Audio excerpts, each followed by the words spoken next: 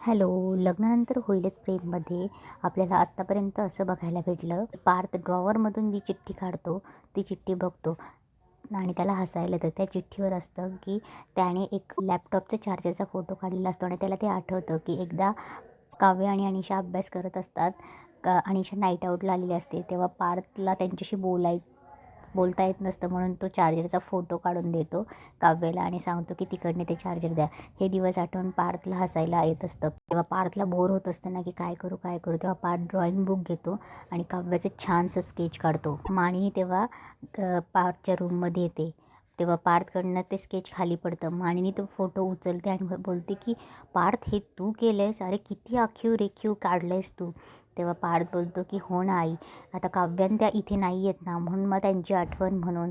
तेव्हा काव्य आणि मानिनीला जे जे काही सांगितलं असतं, जे रोज पार्थने तिला दिलेलं असतं, एकदा ऑफिसला जा म्हणून ती चिडचिड करत असते पार्थवर, या सगळ्या गोष्टी काव्याने जेव्हा मानिनीला सांगितलं असतं, त्याच गोष्टी जेव्हा मानिनी पार्थला विचारते की तुला काव्याची खूप आठवण येते रा, जेव्हा काव्य हे सगळं एक्सप्लेन करतो की त्याने कॅफेमध्ये तिला कधी रोज दिलं होतं, त्यांनी मी ऑफिसला जावं म्हणून माझ्याशी कशा भांडल्या होत्या, तो काव्याला किती मिस करतो, हे सगळं जेव्हा मानिनीला पार्थ सांगत असतो, तेव्हा मानिनीला कळत असतं की पार्थचं काव्यावर किती प्रेम आहे. तेव्हा मानिनी ठरवते काव्याला रूममध्ये घेऊन यायचं. मानिनी काव्याच्या खोलीत जाते आणि काव्याला विचारते तुझी बॅग कुठे. ती सरळ कपाटातून बॅग काढते आणि काव्याचे कपडे भरायला लागते. तेव्हा काव्य बोलते की काकू काय चाललं आहे तुमचं, मला कुठेही जायचं नाही आहे. तेव्हा मानिनी बोलते की तू इथे राहायचं नाही आहेस म्हणून. तेव्हा काव्य तिला रिक्वेस्ट करत असते, काकू असं काय करताय, मी कुठेही जाणार नाही. तुम्ही सांगितल्याप्रमाणे मी गेस्ट रूममध्ये राहते ना, आणि तुम्ही सांगितलं की पार्थ त्यांच्या समोर पण येऊ नको, तरी मी राहते ना, मला माहिती ते नाही. तेव्हा मानिनी बोलते की तुझ्यामुळे माझ्या मुलाची हालत खराब होत चालली आहे, तो तुला दिवसेंदिवस मिस करायला लागला आहे आणि तो तुझ्याशिवाय राहू शकत नाही. तेव्हा काव्य बोलते मला माहिती आहे, पण मी पण तर त्यांच्याशिवाय राहू शकत नाही आहे, मलाही त्यांची आठवण येते. मानिनी तिची बॅग भरते आणि तिचा हात धरून तिला घेऊन जायला लागते. तेव्हा काव्य बोलते की काकू मी कुठेही जाणार नाही आहे, मी इथेच राहणार आहे, मी नाही राहू शकत पार्थशिवाय. तेव्हा काव्य बोलते की हो मग तुला इथे राहायला नाही, मी तुला पार्थच्या रूमकडेच घेऊन चालली आहे. तेव्हा काव्य तिच्याकडे बघतच असते. तेव्हा मानिनी तिला विचारते की असं काय बघतेस गं, हे स्वप्न नाही आहे. तेव्हा काव्य बोलते स्वप्न तर वाटणारच ना काकू, तुम्हीच मला पार्थपासून दूर केलं होतं. तेव्हा मानिनी बोलते आणि मीच तुला त्याच्यापाशी घेऊन जाते. तेव्हा काव्य बोलते का तुमच्या मुलाच्या सुखासाठी करतायत का हे. तेव्हा मानिनी बोलते नाही वाटणार का गं, हां फक्त मला हे मान्य आहे की माझ्या मुलाचा सुखाचा विचार करत असताना माझ्या या मुलीला दुखवायचं नाही आहे मला. तेव्हा काव्य मानिनीला बोलते की जास्त काळजी करू नका काकू, पण मला पार्थच्या रूमकडे घेऊन जाण्याआधी विचार करा. आता तुम्ही मला त्यांच्या रूममध्ये घेऊन जात आहेत, पण 2 दिवसांनी हे विचारणार की तू घेतेस माझ्या मुलाची काळजी, पण तुझ्या आयुष्यात दुसरं कोणी नाही आहे ना. पुरावे दे, सिद्ध कर. माफ करा काकू, पुरावे त्याच गोष्टींचे देता येतात जी गोष्ट आपल्या आयुष्यात असतात, जी व्यक्ती माझ्या आयुष्यात नाहीच आहे त्याचा पुरावा कसा देऊ. तेव्हा मानिनी रडते आणि बोलते नाही काव्य, नात्यांना पुराव्याची गरज नसतेच, नात्यांना विश्वासाची गरज असते. हे मीच म्हणायचे आणि हे मीच विसरले.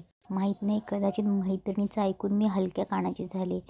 खूप चुकली ग मी काव्या, तुझ्यावर हात उचलला. हे मी माझ्या मुलाच्या बायकोला नाही म्हणते, हे मी काव्या देशमुखलाच म्हणते. I am sorry Kavya, I am really sorry. मला पूर्णपणे मान्य आहे की माझंच चुकलं गं. तू जेव्हा आई होशील ना तेव्हा तुला कळेल. माझ्या मुलाच्या प्रेमापोटी मी खूप लोकांची मनं दुखवली आहेत. कुणाचं काही बाई ऐकलं ना तर असे चुकीचे तुकडे जुळतात बघ. तेव्हा काव्य बोलते आणि चुकीचे तुकडे जुळलेत ना तर नाती तुटतात ना, तसंच काही आपल्या बाबतीत झालं आहे ऑलमोस्ट. तेव्हा मानिनी बोलते भानच राहिलं नाही गं, मला भानच राहिलं नाही, मी खूप वेड्यासारखी वागले, खूप चुकीच्या पद्धतीने बोलत गेले तुला पार्थपासून दूर जा म्हणाले, पार्थच्या आयुष्यातून कायम निघून जा म्हणाले, आगीत उडीसुद्धा तू मारली, तुला ब्लेम केलं, तू प्रेमाने त्याच्यासाठी फ्रूट सॅलड घेऊन आले, ते बोलही मी तोडलं नाही गं, मी खूप चुकीची वागली, रोज तुझ्या मनाचे तुकडे करत गेले मी. माझ्या या वागण्यासाठी देव मला शिक्षा नक्की करेन, पण मी हात जोडते, विनंती करते, तुझी आई समजून मला माफ करशील प्लीज, हे विसरू शकशील प्लीज. तेव्हा काव्य बोलते विसरले नाही मी खरंच विसरू नाही शकत. तेव्हा मानिनी बोलते असं नको बोलूस गं, तुला हवी ती शिक्षा दे. तेव्हा काव्य बोलते देणारच आहे शिक्षा, तर देणारच आहे मी. माझी आई नेहमी म्हणते की कोणी माफीची साखर पेरली तर आपल्या मनातली कटुता गेलीच पाहिजे. तेव्हा काव्य बोलते उद्या नाश्त्याला तुमच्या हातचा गोड प्रसादाचा शिरा द्याल मला. तेव्हा मानिनीला रडायला तर मानिनी काव्याला मिठीच मारते आणि बोलते थँक्यू. चल चल आता लवकर पार्थकडे जाऊया, त्याला सरप्राईज देऊया, त्याला खूप छान वाटेल. इकडे पार्थ काव्याचं एक स्केच बघून बोलत असतो की तुमच्या आठवणीत मी तुमचं खूप छान चित्र काढलं काव्या. आता तुम्ही नसताना मी या काव्या 2.0शी बोलेल. काव्या 2.0 काय गोड नाव आहे ना. तेव्हा मानिनी काव्याला घेऊन येत असते. इकडे पार्थ बोलत असतो काव्या तुम्ही या रूममध्ये परत कधी येणार. युनिवर्स आम्हाला या रूममध्ये परत एकत्र लवकर आण गड्या. तेव्हा मानिनी काव्याला रूमपाशी घेऊन येते. तेव्हा पार्थ इकडे बोलत असतो की जेव्हा मी 11-11च्या ठोक्याला तुझ्याकडे बघतो ना तेव्हा मला सगळं मिळाल्यासारखं वाटतं. एका फिलिंगसाठी तरी आम्हाला एकत्र आण ना यार. तेवढ्यात पार्थ दरवाजाकडे बघतो. दरवाजात मानिनी आणि काव्य उभी असतात. तेव्हा मानिनी काव्याला पार्थपाशी घेऊन जाते. ते दोघं एकमेकांकडे बघत असतात. खूप वेळ ते दोघांना स्टेअर करत असतात. तेव्हा मानिनी त्यांची नजरच उतरवते. ते दोघं खूप खुश असतात आणि मानिनीलाही खूप छान वाटत असतं. इकडे जीवा त्याच्या रूममध्ये एकदम कूल असतो आणि बॉल खेळत असतो. तेव्हा नंदिनी बोलते की जीवा तुम्हाला काही सिरियसनेस आहे की नाही, काय चाललंय तुमचं. अचानक नंदिनी कपाटाजवळ जाते आणि तिला तिथे उंदीरसारखं भासतात. तेव्हा नंदिनी खूप घाबरते आणि पटकन उडी मारून पलंगावर बोलते आणि सांगते की जीवा तिथे उंदीर आहे. त्या जीवाही पटकन बघायला तो कुठे जीवाही घाबरतो आणि दोघं पलंगावर घाबरून उड्या मारत असतात उंदीर आहे म्हणून. तेव्हा नंदिनी बोलते की अहो तुम्ही काय घाबरतायत, पुरुषासारखे पुरुष आहात तुम्ही आणि तुम्ही उंदराला घाबरतायत. तेव्हा जीवा बोलतो मी उंदराला पण घाबरतो, नाही मी फक्त उंदराला घाबरतो आणि पालीला घाबरतो आणि झुरळाला घाबरतो. तेव्हा नंदिनी बोलते तुम्ही सगळ्यालाच घाबरतात, काय चाललंय जीवा तुमचं. तेव्हा नंदिनी पटकन एक काठी घेते आणि बोलते ए शुक करते आणि बोलते की ए जा जा जा.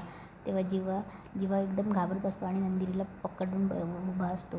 तेव्हा जीवाने घट्ट नंदिनीला पकडलेलं असतं. तेव्हा नंदिनीचं लक्ष जातं. ती जीवाच्या हातांकडे बघते आणि पटकन आपला हात बाजूला काढून जीवाकडे रागाने बघते आणि तिथून निघून जाते. तेव्हा जीवा हसायला लागतो की काय उंदराला पण घाबरते. जीवा जोरजोर हसायला लागतो आणि तो एकटाच असतो हे बघून त्याला पुन्हा घाबरायला होतो आणि पुन्हा घाबरायला लागतो की यार तू मला एकटीला का सोडून गेलीस. त्या उंदराने फार धुमाकूळ घातलेला असतो. इकडे रम्याही बोलते. रम्या कपाट उघडते, बघते तर तिचे आणि पार्थचे फोटो पूर्ण उंदराने खाल्लेले असतात. तेव्हा रम्या ओरडतीन बोलते की आई हे बघ ना उंदराने माझे फोटो खाल्ले, माझी आणि पार्थची शेवटची आठवण होती. तेव्हा वसू ते फोटो बघते आणि बोलते की रम्या उंदीर तर बाप्पाचं वाहन असतं गं आणि हे फोटो त्याने कुरतडले आहेत असं म्हटल्यावर बाप्पा आपल्याला काही संकेत तर देत नसणार ना. तेव्हा रम्या बोलते आई काय बोलतेस तू आणि कसला संकेत देतोय बाप्पा. आई असं नको बोलूस गं, माझं पार्थवर खूप प्रेम आहे आणि ही शेवटची आठवण होती माझ्याकडे पार्थची. रम्या खूप हताश होते आणि इथेच आजचा एपिसोड संपतो. हॅलो फ्रेंड्स, अशाच नवनवीन एपिसोड रिव्ह्यूज ऐकण्यासाठी या चॅनलला लाईक आणि सबस्क्राईब करा. आणि सॉरी दिवाळी असल्यामुळे तुम्हाला फटाक्यांचा आवाज ऐकायला मिळत असेल त्याबद्दल क्षमस्व. तरी मला जमेल तसे मी एपिसोड टाकत राहील.